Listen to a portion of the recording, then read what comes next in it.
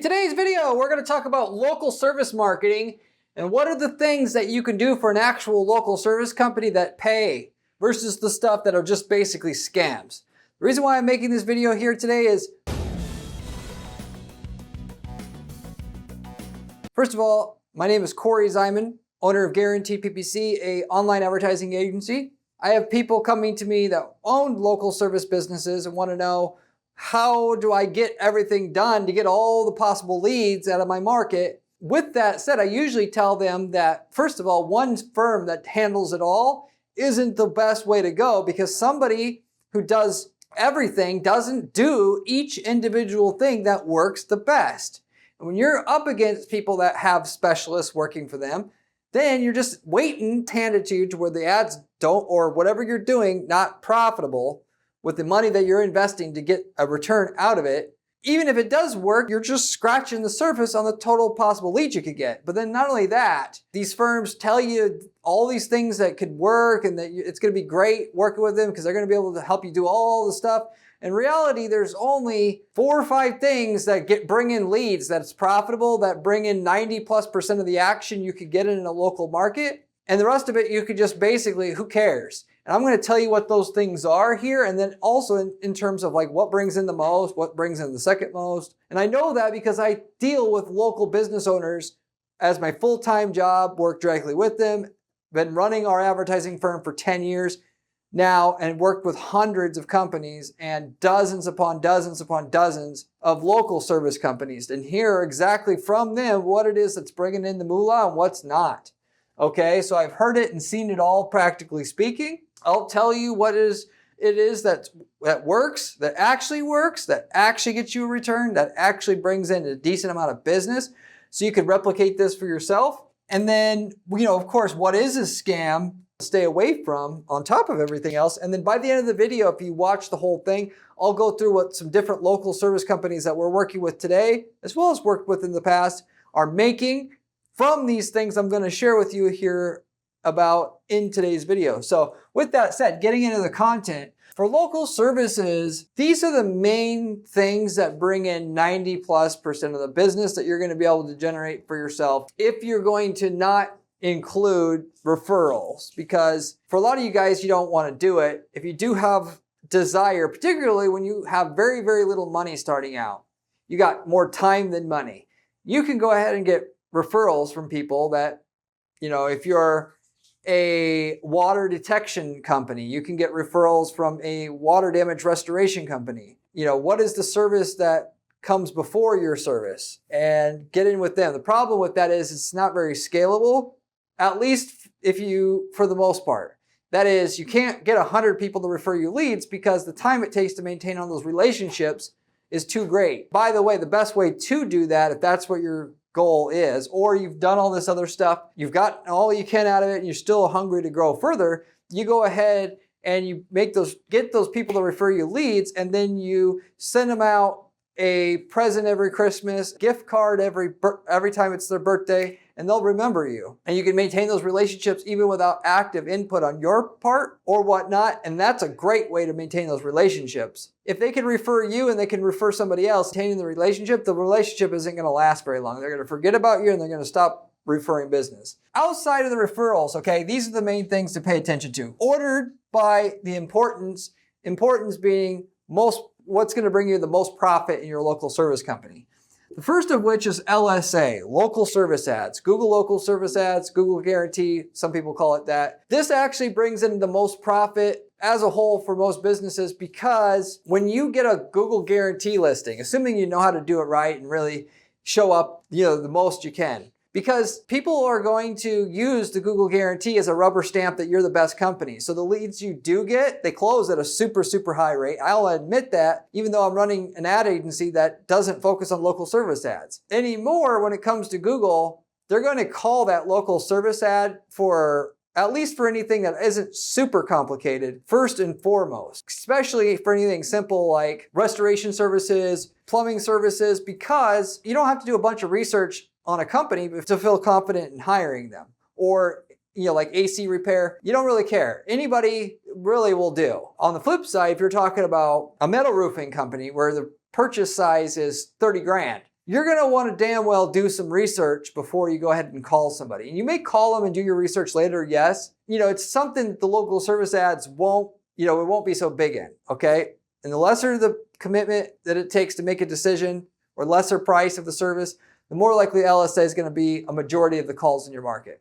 If you are in a low commitment, lower price service area, then LSA should be 50% or more of the calls that you can get off of Google. Let's face it, outside, or if to state the obvious, outside of people getting a referral from a friend, they're going to go to Google to find out who to hire anymore. They're not going to the yellow pages, even though some people still do actually do that. So if you wanted to get the extra last 1 or 2% of your market share, a yellow page ad, legitimately, I've heard people say that they did this, and it still technically brings calls. Just not a lot. You run ads on Google, you run ads on, or you get everything you can out of Google, you get everything you can out of Bing/Microsoft, because 20% of the market's there, because that's where people go when they don't know, they don't have a referral to deal with. So LSA is though the number one most profiting category, because most people are calling that from there, and they close at a super, super high rate, higher than anything else on Google itself. Then it's the maps in the close second spot. People are going to call the maps the second most frequent amount of time. Obviously on Google, there's the Google Guarantee / local service ads. There's the maps, 3-pack, 3 listings that are listed next to the map. There's the PPC ads, which are in between those two. And then there's the organic listings at the very bottom of the page, which basically, by the way, I know people recently who told me that they've ranked well. Even when they rank first in the organic spot, the amount of calls they get is just really insignificant. It's bringing in 10% or less of the total calls they're getting from the other 3 spots there on Google. You can do that as kind of like a last secondary thing, but just don't make it your priority, because it's not going to bring very much. So the maps though are also going to be your second most profitable thing, because unlike the pay-per-click ads, again, it's like an endorsement from Google. Anything organic listings on Google have always and still continue to be the highest converting leads you could get, because you had to do something for Google to recommend you, versus the ads people know you just paid to get there. There is still, percentage wise, it should still be like 30% of your calls. 40% of your calls is going to come from the maps, and they're going to convert at a high rate, almost as good as the LSA. So they're both very, very good sources of leads. But then you have your PPC.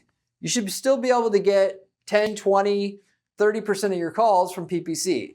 PPC being the least profitable out of the other two, because they don't close at quite the same rate. It's not like a personal recommendation from Google, but also if you want to consider least profitable, because most people don't know how to make Google ads work. If you're going to wing Google ads anymore, you might as well don't even do it, because you have to actually do a better job than your competition. Otherwise, your ads are just not going to work. Google set the entire system up that they have nowadays. Top 10 or 20% of advertisers who are advertising for your keywords in a local service market are going to make almost all of the money, 80% of the profit. The reason for that is because they want the people who are doing the best job for their users in terms of ad click-through rate and landing page conversion rate get all the rewards, so that they can encourage those people to stay around. And the people who are doing a piss poor job on those two things, they want to just basically go somewhere else, or stick around if you will take charging you up per click and giving you the least likely to convert person, because Google can basically know who's likely to convert and who's not based upon all the previous data that they have, and they send the person they know is most likely to turn into a customer to their favorite guy that they want to be around for the next 5 years. So it's either all or nothing anymore with that. Then you got your organic. You can bring in an extra 5 to 10% of the calls from being ranked in the top 3 listings on Google. And beyond, if you're not the top 3, you might as well it's nothing, practically speaking, in terms of calls. And then finally, you got social. And when I say social, I'm talking about paid ads for the most part now, also organic.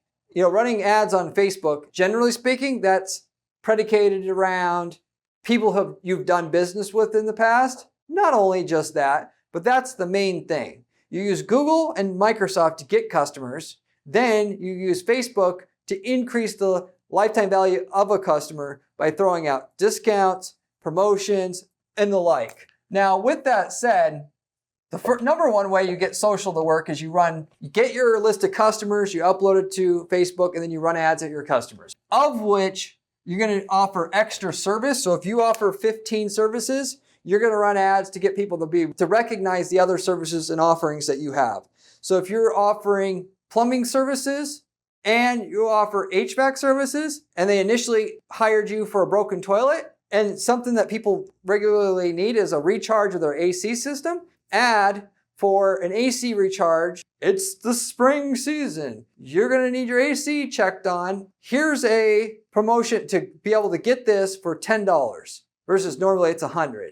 And you do that because once they've done it once through you, they're not going to do it again through somebody else, or very not likely to go through somebody else to build up your book of business with that person. So the general rule of thumb is they buy something here, you offer them the other stuff you offer at a discount to get them to try it, knowing that once they try it, you basically just make no money on the offer to get them to try this other thing, because the likelihood that they're going to buy it again, decent enough to warrant making no profit margin on the first try of that thing, if you will.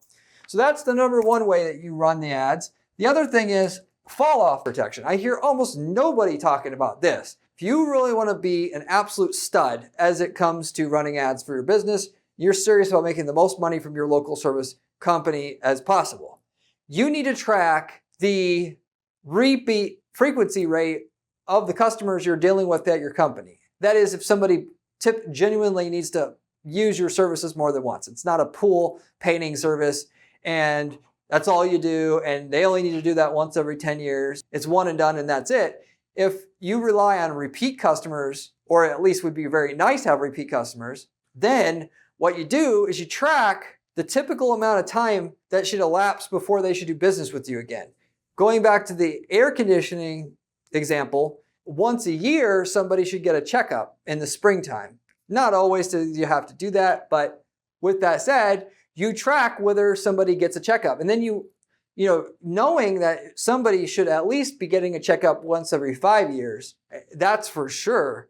You track whether a particular customer gets the checkup within the next 5 years. If they don't, you run a promotion at that time at year 5 to do whatever you can to get them to come back in, knowing that if you don't, the likelihood that you're ever going to get that customer back is very, very slim.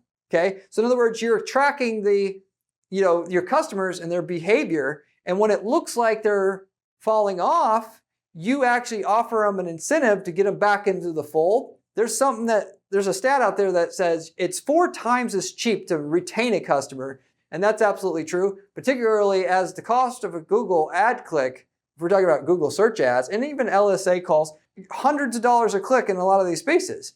To be able to offer a checkup on their AC system for $10, or let's say $50, so that you don't actually lose money on it, it is absolutely worth doing that all day long, every day, before spending money to try to get another customer through Google, which each customer you get in addition is going to be more money because you have to bid higher and higher amounts of money for each customer to be able to get a higher share of the customers. Most of the time, most of you guys would be better off working to get the customers you have now to stay around longer, one, and then also try your other services that they're not using already, which I already talked about. So that's fall off protection. You can use the Facebook ads for that. Then you can look at, in terms of social, the other thing you're going to want to invest in is looking active. You'd be surprised how many customers, before they go and do business with you, and the more that they are spending with you, the more they're going to do this, right? If you offer a $2,000 air duct cleaning service, you can damn well bet at least 10% are going to go to Google and type in XYZ company name reviews to see if there's any scathing reviews out there about your company, so they know that they're going to get scammed or not in advance. They're also, though, a lot of people do know that. A lot of people don't, and they just bury their head in the sand. And when they get a bad review, they just say, oh, that doesn't matter. Oh, I don't care. When really 10% of your sales are gone, if that's you with the one-star Yelp review on the first page of Google. We know this for a fact. We did case studies on this before and talked about it on this channel before. So if you want more information about that, you can go to my channel homepage and search for average review ratings, effect on conversion rates. But with that said, they also go to social media as well to type in your company name to see if you're active on social media, and two, also if people are talking about your company on social media. So they don't just use Google to check you out before buying. So with that said, if they go to your social media page, your Facebook page, and you got a post from 2020 and then another post from 2018, like that drastically decreases the credibility of your company. And in their mind, it increases the likelihood that you're going to scam them for that $2,000 air duct cleaning service, or whatever the salesperson has said to them, can't be relied on or less likely to be relied on. For the amount of money it takes to pay one of your own staff members to go in there to your Facebook page and update it once a week with something, it doesn't even have to be fancy, just really anything. Happy Thanksgiving to all our customers. Like, it could be any, the point isn't, to get people to engage with the content at a super high level, which, naturally it should to some degree, because if you get people, commenting on your stuff and liking it, when somebody does go to your page to check you out right before they plunk down their money, their deposit or whatnot, the more shares, the more credibility you're going to get. But what you can't do is not have any posts at all, because it's going to make you look like a cheap company that's not reliable. And when they know when they go have a complaint, they can't use that as one of the tools in their arsenal to go after you. Company that's active on social media, you can go there and they'll get a response right away. Versus if you aren't, they're going to comment on there. They know nobody's going to see it, therefore they aren't going to care. And therefore there's nothing to protect. If I rely on my social media to get business and you complain there, I'm damn well going to respond and do whatever I can to get the problem fixed, right? You do that as well, I'm sure. Anyway, as it comes to social media though, here's where the scam comes in. I see marketing firms out there telling our clients or telling clients in general or people in general that a do-it-all agency is good, and one of the things they'll help you do is manage your social media. There's two ways to manage your social media. There's one of which is to do what I just told you to do, to make it look active enough so people that at the last minute that want to check you out don't get the wrong idea about your company. And then there's the second way is to actually build a following, which that's hard, and your everyday average bozo marketing agency isn't going to know how to build you a following from scratch for your HVAC company or for your cleaning company. And and I don't give what you say, because if this person that works and does the work for you at this agency knew anything about building a following,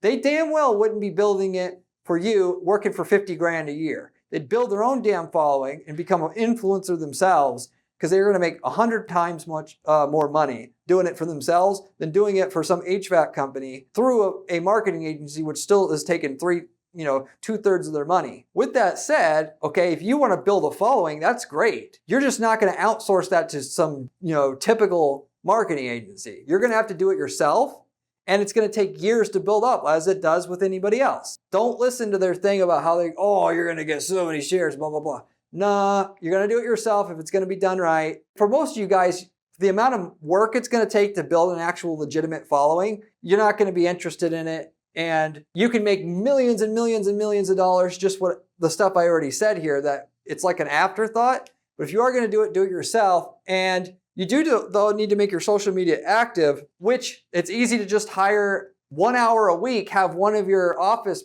staff update your social media so it looks active, and you're done with the social media thing, and you got the box checked and you're done. With that said, okay, there's not that much to do in your company to do the main stuff that brings in leads. You don't need an overall marketing agency that does this and this and this and this, because I know, because I talk to, again, my clients and hear what they say actually brings in business, and these are the things that actually bring in a significant amount of business that you can actually tangibly see, where if one of them's not going, they feel it. By the way, if you have any questions about your particular business and this applies to you exactly for what you're doing, reach out to me at guaranteeppc.com. Be happy to have a 15-minute conversation with you about what you're doing and what kind of numbers we've got for someone like you in the past. If we've worked in your niche market before and ran ads for it, by the way, you can buy the ad templates from us as well. That is, if you want a working ad campaign that you can run on Google for an HVAC company, we've done 3 campaigns in the HVAC space alone. You can buy the winning ads, landing pages, all of it that gets to a $50 cost per lead in that space, copy paste it into your account, and get the years of work that it took to get to that cost per lead in your market overnight or practically speaking overnight, because you had somebody who's already spent $1 million plus in ad spend and years of testing everything in that market in terms of ads, landing pages to get to that level of results, and you just purchased it outright and you just started using the gold-plated version of what we found works the best of the best of the best in your market already. Anyway, if you're interested in either of those things, you can reach out to me. We got people using these templates to even sell leads to other people and have a lead selling business. These templates are so efficient after optimizing them for years already. And if you have any questions about, quick questions, you can obviously always leave me a comment in the comment section as well. I get back to every single person who leaves me a question or comment in the comment section, usually within 24 hours time. With that said, going back to the content here, the other thing you do have to pay attention to that other marketing agencies will say, oh, one of the things we do is we help you manage your reviews. That in and itself is important. However, the amount of time it takes to manage your reviews is not that much. Yes, you have to make sure when somebody complains, that, you have a customer who complains on Facebook, you got to respond to it. And you got to do something to make sure you're getting reviews in general from your customers. Those things are better legitimately handled by an internal staff member, because one, when they respond to stuff on Facebook, they're going to do it so generically that it looks questionable at best. Oh, thank you for your comment. We will get back to you.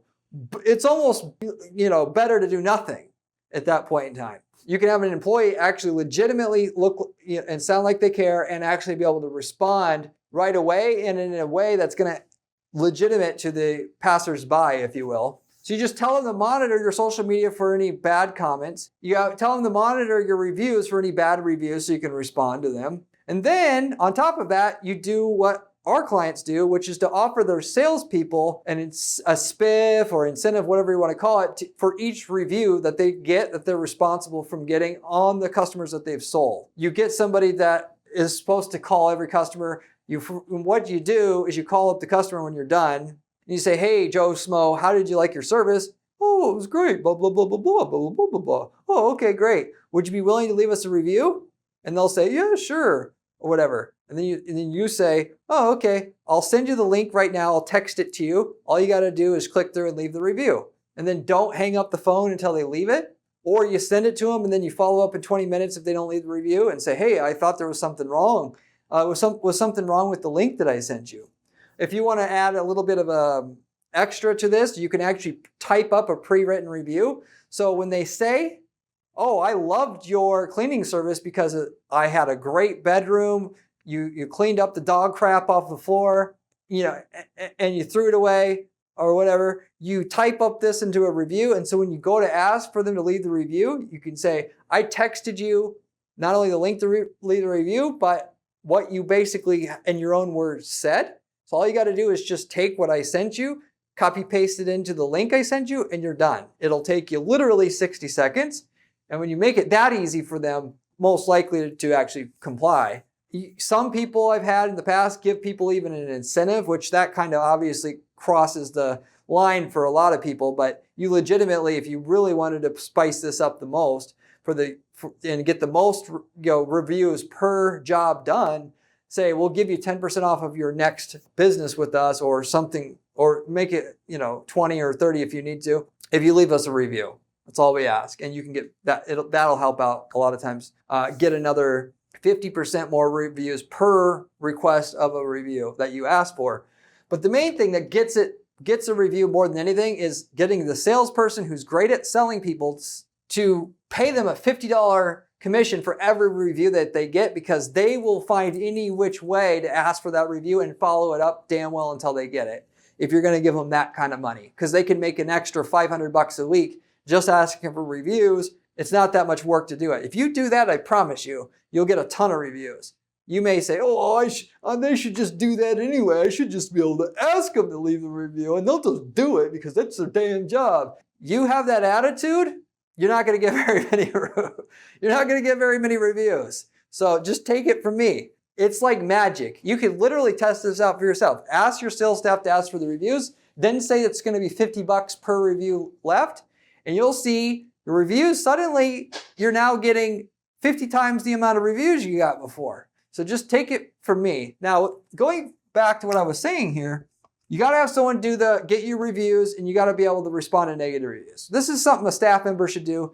The asking for reviews should be done by a salesperson. The responding to the negative reviews and the comments on Facebook should be done by the person who updates the social. That whole activity by itself can be done in 30 minutes a day. You don't need an agency to manage that for you. And they're going to do it in such a crappy, half-assed way.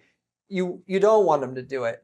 And so with that said, what does this ultimately leave you with? You need somebody to help you with your LSA, which if you want to hire a firm for that, you can. But a lot of people don't even need to hire anybody to manage that, as long as somebody audits the calls and asks for a refund once in a while. And then the maps ranking, you can hire a firm to make sure you're ranking the maps that you can do. But you're going to hire a specialist for that. Someone that really knows maps, and that's all they do, hypothetically speaking.